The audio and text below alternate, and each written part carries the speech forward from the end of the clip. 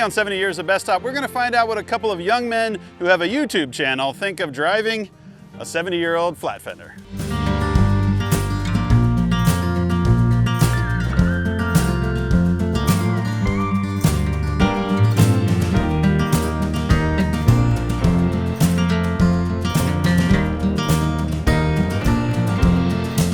Okay, today's interview is the Peck Brothers. This is Alex, Brady, and Caleb, the one that talks a lot.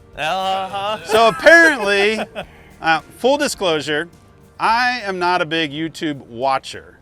And these guys were suggested to me because they have an up-and-coming YouTube channel. You've been online for what, 2 years? Yeah, 2 years. And how big has your channel gotten in 2 years? We're 62,000 subs right now. That's awesome. And had any of you had any video experience before that? Absolutely zero, like less than zero. Perfect. But you're Jeep guys. Oh yeah. Big time. Oh yeah. And is it just Jeeps or is it all off-road stuff? Or did you start with Jeeps and now you do a little bit of everything? Well, right now we're building a mini off-road wrecker out of a Chinese mini truck. Ah. So we kind of broke past the Jeep thing just for a minute. Good, because I want to talk about the whole wrecker trend, but we're going to save a lot of this for when we're in the CJ3B. So this little Jeep is the one that we're giving away with Bestop. These two monster Jeeps are the ones that the Peck Brothers brought to Moab to go four-wheeling for the week.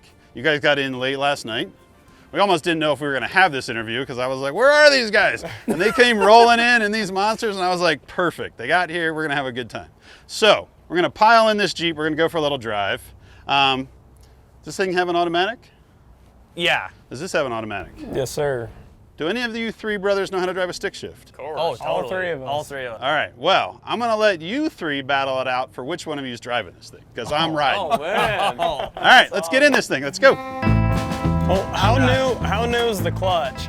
Is it gonna go out of cave Clutch drive? ain't gonna go. Just get in the back. You'll be fine. It'll probably be the most entertaining. Here we go. Let's see here. No seat belts. You gotta learn. Do I get any by yourself? Oh, I guess I should give you the key. Oh, there's the key. There you go. Do I get any like tips Pointers? or anything? Pointers? We'll see. I've never driven a Willys.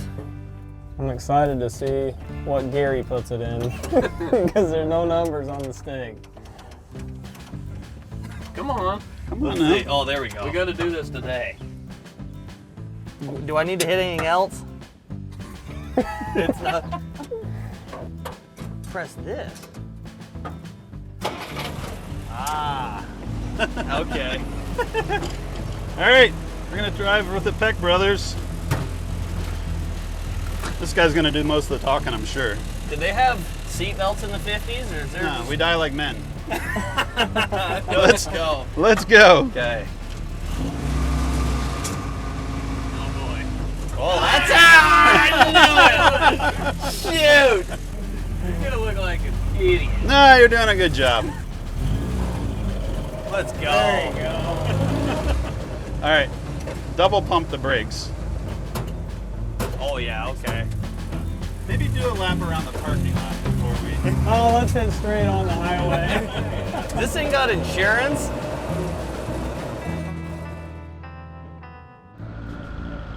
Just roll with it because we're clear. We're dead. We're gonna do it. Oh yeah. We're going now. We're going. We got into third. Yeah. Oh, we might even make the light. Oh yeah. So, how long have you guys been coming to Moab?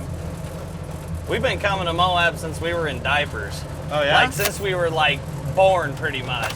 So like your family has been off-roaders. Yeah, we'd come out here and the whole family would come down and we'd camp in RVs and just, even if we didn't have a Jeep, we'd still come down for Easter. And how old are each of you? I'm 29. I'm the oldest. I'm 26. I'm 23. And then, have you always had Jeeps like growing up? Yeah, I bought my first Jeep when I was 12, YJ, 1990 Jeep YJ. And it was pretty much all of ours at that point. We'd all just jump on it. We tried to get it running and fix it up. And we just drive up and down the driveway just hundreds of times because we couldn't drive anywhere else. So our dad had a pretty built CJ7 on 1 tons and big tires and all that, and that's just kind of what we aspired to you know, be able to do some of the harder trails out here. Yep. He was always our motivation. So I hit third and I shouldn't have hit third. Oh. Oh boy. As long as we don't get hit by that guy. So you had YJs, and then you guys both have TJs. You still have the YJ? I've got an LJ I'm building right now. Nice. It's about a 40-year project is how long I've been working on it. And what did you do before you started a YouTube channel? Our family comes from a pretty solid construction background. We do residential homes and custom cabinetry and stuff. So none of us like construction. It just wasn't our cup of tea. So we jumped into the YouTube thing 2 years ago and been going as hard as we can ever since. And it's a slow going, slow moving train, but Oh yeah. we pick up a little bit of momentum here and there, and we're just super grateful for any momentum we get. Yeah. I feel like we would have never thought 2 years ago we'd be driving around with Fred Williams in Yeah, Moab. no Like, kidding. It's pretty dang fun. More than anything, we just love it. Like, wake up and you get to do this kind of stuff every day. We're Oh, yeah. just blessed. Yeah. And what has been like your biggest video? Like what kind of got you guys really rolling? We've had a couple that have like really stretched the growth of our channel. Okay. Our first one was when we did, we put dually 43s on the back of Caleb's Jeep and just messed around with it. That one was a big one for us. And then a couple of collabs we've done have gotten pretty big. So there's a couple, it's hard to narrow it down to one. Yep. And you guys have done collaborations with some other big channels? Yeah. Yeah, decently big. Yeah, and that's kind of just mainly been this year. We've been doing very much of that, but Now, you guys recently went to the off-road games, Yeah. and you said that you had built a tow truck. Did you build a tow truck for the off-road games? Well, it's kind of a long story. Like nothing goes as planned. We built it for the off-road games, and it wasn't even almost done in time. So we're still building it on the channel right now. Yeah. And the biggest video that we have to date is we went and found a motor in a junkyard for the mini truck, and for some reason everybody loved it. So Oh, yeah. It's funny how sometimes you just kind of do something random and that video takes off. yeah. So, what is drawing you guys? Like, to me, the tow truck thing is a weird phenomenon that I don't understand. But it's funny to me because I've sold trucks to people that are like, I'm gonna go turn this into a tow truck. And I'm like, why? Like, why is that a thing? Like, what is that? I feel like it's a childhood like dream. Yeah, it's like something you always want a monster truck. Yeah. A tow trucks always fascinate people. I think it's kind of that. And our purpose for a tow truck is way different than Matt and like Rory and all those guys. Like, we don't really do recoveries. Yeah. We honestly need a tow truck because all of our stuff breaks down all the time. We need it for us. Yeah. So that's kind of why we built it. Now, when you guys do a video, do you just work on one of your trucks? Like, all three of you work together on one guy's Jeep? Or do you take all the Jeeps out at one time? it kind of depends. We've done all of that before. We've worked on multiple projects in our videos, but normally we just hone in on one thing. All three of us jump on it because, we post every week. Every Sunday our video drops, and sometimes it's hard to show much happening in a video in 1 week. So it works better if we all jump on it and get it done. The other nice thing about us all working on it is Brady is like meticulous. It's got to be perfect. I just work really fast, and it's not very good, and he's a good middle. Philip's loud. Yeah.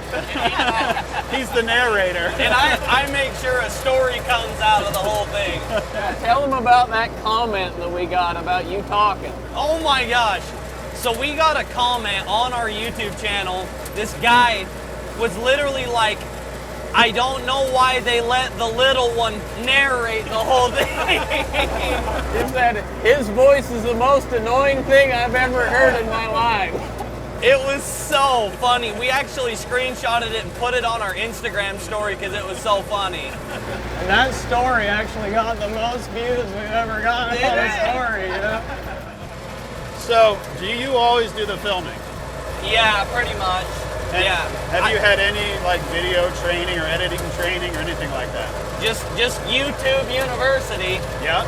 It's just one of those things like when you do it every day for 2 years straight, and your goal is to get better every time, you're gonna get pretty good at it. Yeah. So and it helps because like I edit all of our videos too, so I know what I need, and there's no disconnect there. So it works out really, really good. Yep. Yeah, it's funny. When I first started Dirt Every Day, I had a camera guy, and he would do the editing. And then, as the show grew, they were like, all right, we're going to have a different guy do the editing. And I was like, well, don't you want the editor on the shoot? And they're like, no. I was like, it didn't make any sense to me. But the way the camera directors would work is they would film everything, and then the directors would go home at night and write all these notes out. Really? And then hand all of the footage and all of the notes to an editor who would then put it all together. And I was like, that seems like so much more work to me. Yeah. But that's kind of how they would do it. So, whose idea was it to start the channel? None of ours. No? No. Did somebody suggest it to you? Our mom was like, you guys, because we'd be out in the garage laughing our guts out, joking, because we were all working together on our stuff. And she was like, you guys have got to start filming it. And we were like, everyone thinks their mom's cool. Right. We're like, or everyone's mom thinks that they're cool. Yeah. And so we were like, nobody's going to care. But we started doing it and had so much fun doing it. People loved it, so we just kept doing it. We thought that it was kind of like a little bit of an inspiration because, it seems like the world kind of takes and breaks up families a lot, with different interests and hobbies and things like that. And Jeeping has always been what's kept us really close and excited about life. Different trips, coming to Moab, going to, Sand Hollow or King of the Hammers or whatever. It's something that's kept us super close. So we're like, it might be inspirational to families and people that, want a close-knit family. So. How far do you guys live apart now? Or do you all live together now? We're pretty close, but we do the filming at my house. He lives a few minutes away. He lives a couple hours, but he lives at my house throughout the whole week until we get the video done. So. Okay. Yeah. So you like kind of commute back and forth? Yeah, I'll come up like first of the week, and then I'll stay in Braid's spare bedroom. We'll film it, and then I'll head home. And you guys are southern Idaho? Yeah. We literally spend like hundreds of hours a week together. Like when we're done filming, we're normally like to relax, we're hanging out together. Yeah. Like we do everything together. Nice. So some kids watching this, what are some pointers you would give to a kid that wants to start a YouTube channel? Like if there's 3 things that you're like, you gotta do these 3 things. I would say the first one is get your first one done, and then the second thing is don't critique it really until you've done like 100 videos. Yep. Like you just gotta get in, start doing them. Don't let anything stop you. Just do it, because if you keep putting it off, you'll never do it and you'll never get better. You gotta just dig in and do it. Yeah, I read somewhere where somebody's like, if you want to grow your channel, you have to put videos up. Yeah. It's not going to grow if you're not putting videos up. What I would say is, it's not for everybody, Yeah. because you have to love creating content. If you don't love it, you're not gonna make it because like it's tiring, it's hard. It's a total misconception. People think we just pull out our phones, do what we're doing already, you know, but it's not that at all. We're trying to create something out of nothing constantly. We're trying to make a story out of something every week. You know, you gotta be, you know, confident on camera. You know, we get up sometimes, like, if we're working on something till 2 in the morning and we gotta get up early to get something done, we just look roach, you know, our eyes are bloodshot and we're tired, we don't wanna do it, but it's not one of those things you can just say, nah, I'll do it later, because you've got a lot of people now expecting that content to come out. So consistency, having a video every week or every couple days, like, that's huge. Let's pull up right here, right over there a little, and we'll just switch drivers. Somebody else can drive. Not that I don't trust your driving. I don't. I think that's a great idea. Try to save some clutch for the rest of us. So, to be honest, I didn't watch anything that he was doing. Well, it probably wouldn't have got you very far anyway. Okay. So push that, and then see this button right here? Yeah, that's your start. You might have to give it a little heel throttle. It's warmed up now, so you don't need to choke or anything. Yeah, now that it's warm, it's going to be much easier. Yeah. I'm guessing you figured revert first was up. I'm not And saying that. I'm guessing. I'm gonna say this is first. I love how you start me on the uphill. I like how big the steering wheel is. Oh yeah. They had to make it that big with no power steering Exactly. to get you some leverage. Yeah, so it's a twin stick. This one is for the front drive. It's like in and out. And then this is high, neutral, low. So you have to put the front in and then you push that up to get low range. So the new Jeeps don't even come with twin sticks, but in 1954, you got twin sticks on a Jeep. Yep. And so this would have a Spicer 18 transfer case. So the front and rear drive shaft are both offset to the passenger side. So that when you're driving down the trail and you see a rock, you just move over a little bit so that both drive shafts clear. Where now you have to like dodge the front and then move a little and dodge the rear. That's why they did that? Yeah, it's like it just made more sense. Like the reason that it's like centered now is kind of dumb, but it's easier for the gearboxes because right now the power has to come in and then turn and then split out. Yeah. Where nowadays it just is all a straight line. It probably reduces gear noise and it probably reduces vibration. But when you're off-roading, for a vehicle that's actually built to go off-road, it's nice to have the drive shafts all on the road. Like Land Rovers and Land Cruisers, like all of that stuff has like the drive shafts offset to the side. I'm not well rehearsed in anything but the stuff we build. So Well, it's that's cool fine. to learn something. Yeah. Like that was kind of why I wanted, like when I was talking to Bestop and I was like, give me somebody to interview that I don't know that is kind of in a different like a different scene. Like, and I literally said, who are some young influencer YouTube guys that I haven't heard of? And they were like, the Peck Brothers. And I was like, yeah, I've heard of them. I've never watched you guys' videos. I didn't really know a whole lot, but I was like, I'm not gonna watch anything. I'll just let them get here and we'll talk about it and figure it all out. Oh, it was meant to be. Yeah, that's awesome. It's got a long first gear. Yeah. Yeah. Smell a little clutch. Yeah, there's a little clutch. Just let it out and rip. There is some really good stutter bumps through here. So, and then at a certain point up here, there's like a long switchback downgrade. I don't know if we'll get to that point or not, but I'll warn you before we get to that because you're gonna wanna slow it down really good on that one. So do you guys do a lot of snow wheeling? I wouldn't say we do a ton. We get a ton of snow where we're at, but I don't know, we kind of plan our winters, like that's when we're building stuff, you know, in the shop. And it gets so cold where we're at that, I don't know, we don't do a ton, but we do some. The other thing that sucks is up by us, it's such good snowmobiling that they shut the trails down to anything without tracks. So we really can't. But we do love the snowmobile. Do you Yeah. snowmobile? Oh yeah. So like what other Is there other automotive stuff you do? Do you guys have boats or muscle cars or anything like that? We love boating, Yeah? like wakeboarding and surfing and stuff. That's like honestly second to jeeping. Yeah. We've all been riding dirt bikes since we were like 3, so we love dirt bikes, but none of us have them anymore because we sold them to afford the Jeeps. And do you all have boats, or do you just, there's one boat that you all go out in together? Or? Brady's boat. Yeah. Yep. And then where do you go? Is there like a local lake or rivers or?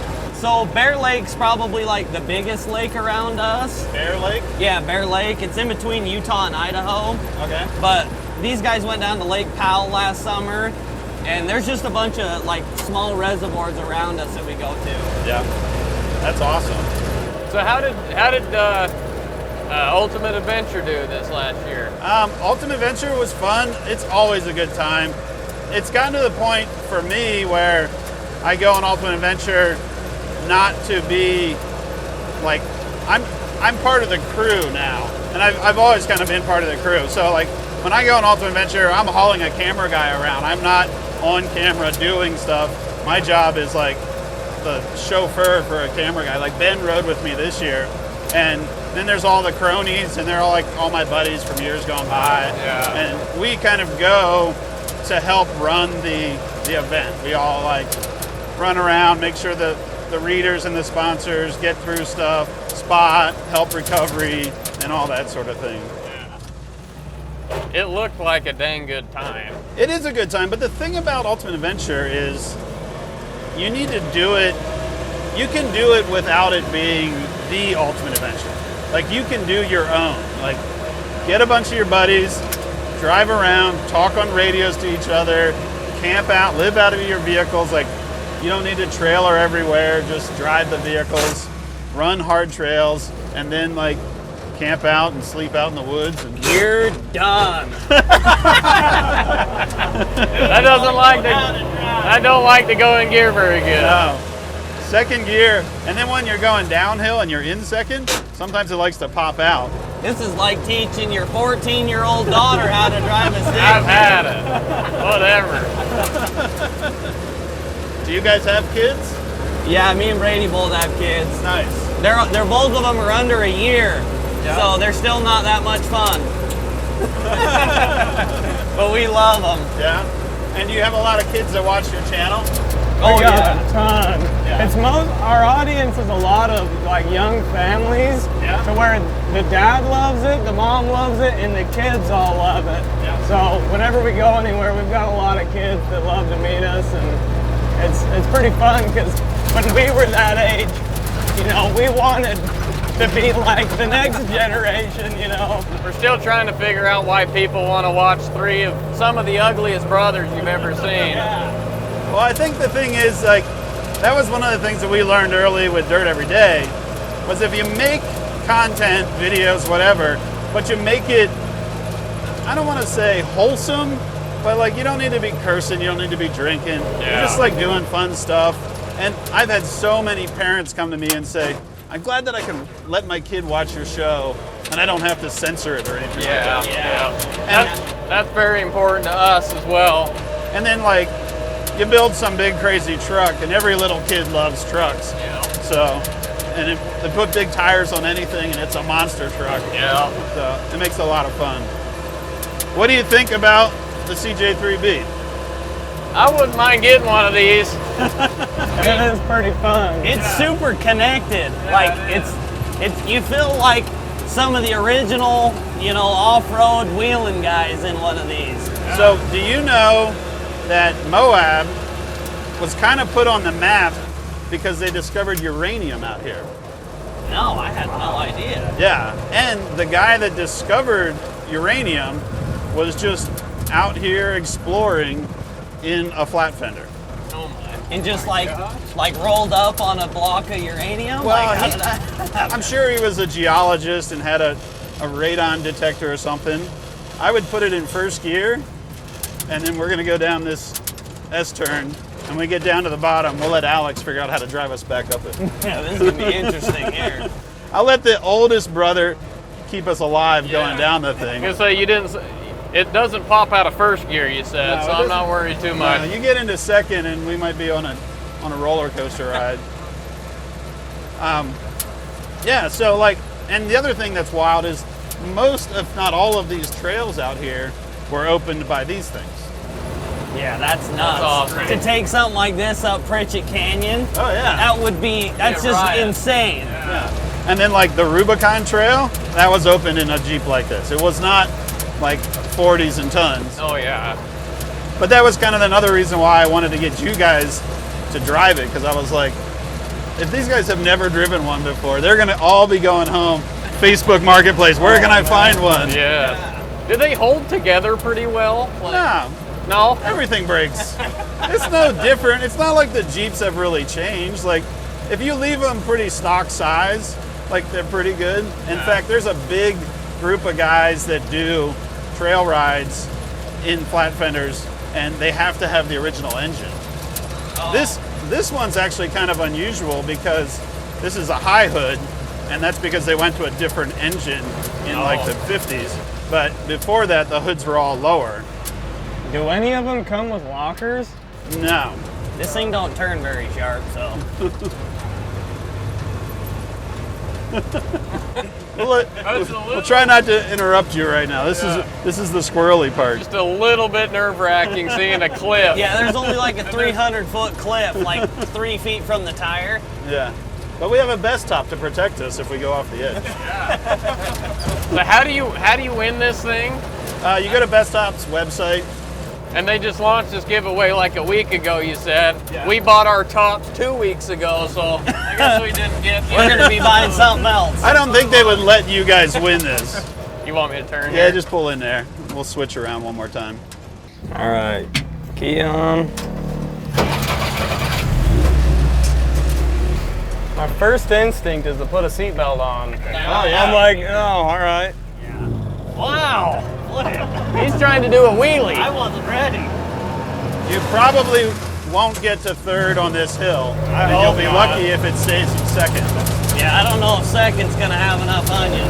This is a little more comfy than the wheel wells. Oh, come on, baby.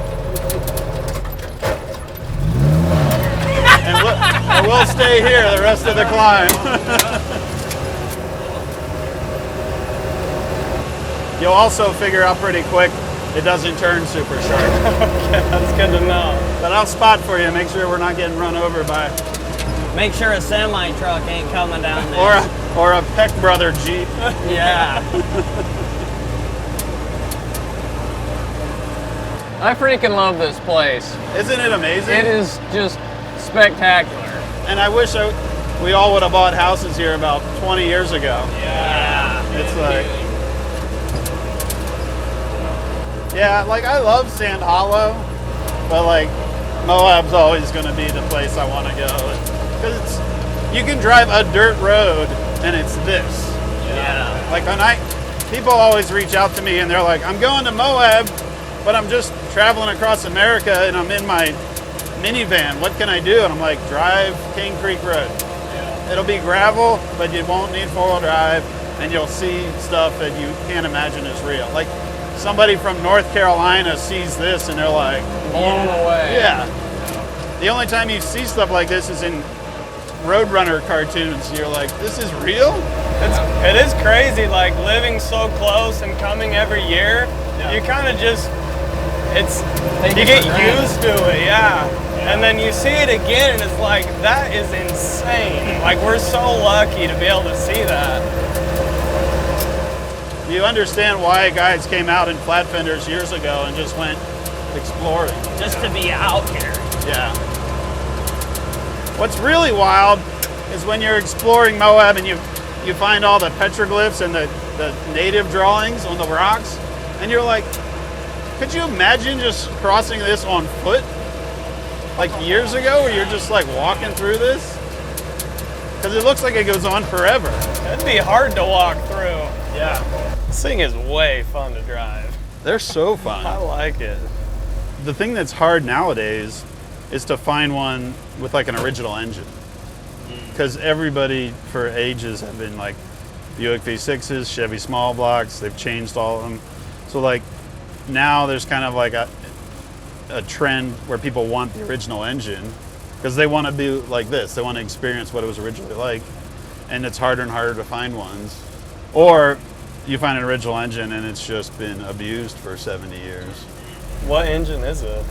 So this is they're both 4 cylinders. Like all the flat fenders had 4 cylinders. There's an L head, and then that was a flathead engine. It had, so the hood was lower and the windshield was taller. So the overall height was the same. This one is a 3B, so it has an F head.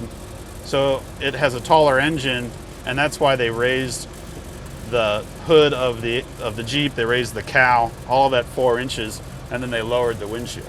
Oh, okay. So when you look at this, it looks all the same to you. But because I've been into flat fenders for ages, I'm like, oh, it's a high hood. Oh, it's a low hood. You notice the hood's way deep. Right. That makes sense. So Friday in Moab, there's usually a big gathering of flat fenders. And it's modified ones and stock ones, and they go out somewhere and do a Friday flat fender run.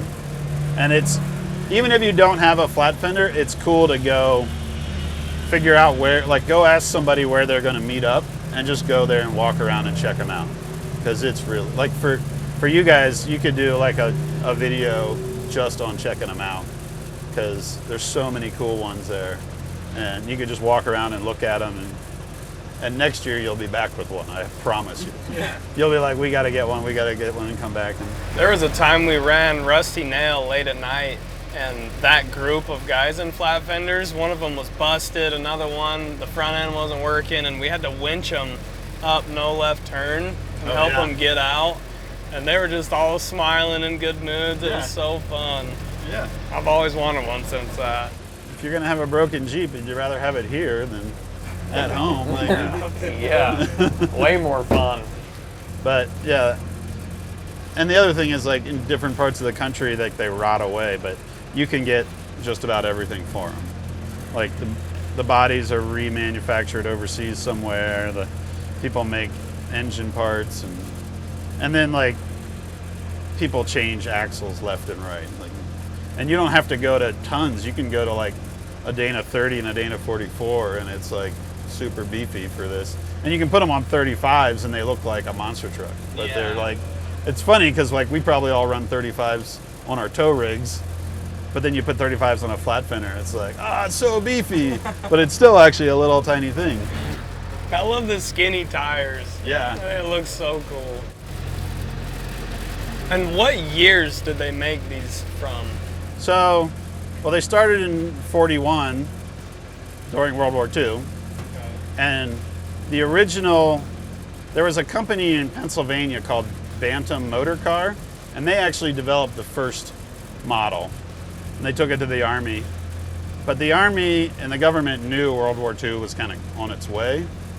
So when they came with the second prototype, the Army had invited Willys and Ford, and which was kind of like, Bantam, who kind of started the whole thing, kind of got kicked to the curb. So during World War II, Ford was building these and Willys, and then after World War II, the Willys kind of jumped on it and said, we want to make this for civilians. And Ford was luckily big enough and had so much other stuff to build, they kind of just let it go. That's kind of a cool story. So if you were to get like an Army one, there's a chance that it would have been a Ford. Yeah, and the cool thing about the Ford military Army ones, World War II Jeeps, is that like all of the bolts have a little F script. Because That's sick. Henry Ford was like, all right, I'll build this, like I'll build it identical, but I want to make sure that people know that that one was ours. Wow. So like I have a Ford script Jeep. It has an aftermarket body, and we have like 35s, but there's like all these little bolts on the frame, because really the only section that's original is like the frame from axle to axle. But we have, when we were building it, we were finding all these little bolts with little F scripts on them, or like little brackets are stamped with it. And the other thing is, like Jeeps have always had the 7-slot grill. Yeah. But the military ones had 9 slots. Oh. So when you guys start looking around at Jeeps and like lots of flat fenders, you'll see some that have 9 slots, and those are usually either a military one or it's kind of based on a military one. But you can swap it. You can swap it from one to the other. So you could have a civilian version and you could put the military grill on it. But that's the thing about these flat fenders is having been made for 70 years or being 70 years old, they everything's been swapped around. Yeah. You'll have a military windshield on a civilian tub, and then I just did a video recently where I was kind of like going through the identification guide where I was like, this one has a glove box, and this one has a toolbox, and this one has this grill, and even I don't claim to be an expert on it, but you're kind of showing how to see the difference between each of them. But I think you should definitely get one because Yeah, grab second. I definitely felt it pop out coming down the other one. yeah, it does. Like when you're used to a vehicle with a full cage, harnesses, and you get in something like this, you're like, huh, yeah, there's really nothing around you. Yeah, your driving style changes a little bit. Yeah, with a little more self-preservation. Yeah, just pull over by like that Dodge and then what do you guys think? Should we have put a back seat in? Heck no. Just more weight. Way more connected this way. This is how we grew up riding, was actually on these wheel wells, because there's 4 of us kids. Oh yeah? Two in the seat and 2 of us on the Wait, there's a 4th one? little sister. Oh boy. She's probably happy right now because you guys are all out of town. Yeah. So has the Peck sister been on the channel? Yo, yeah. And your mom and dad? Dad's normally on the channel like at least once a month. Yeah, he's a big part of the channel and a big part of why we do what we do. I think it's awesome. It's cool that you guys have a channel that's growing. It's cool that you're like brothers and you're all doing this stuff together. Plus you're bringing your whole family in. It's a channel that it sounds like kids can watch and you're building fun stuff.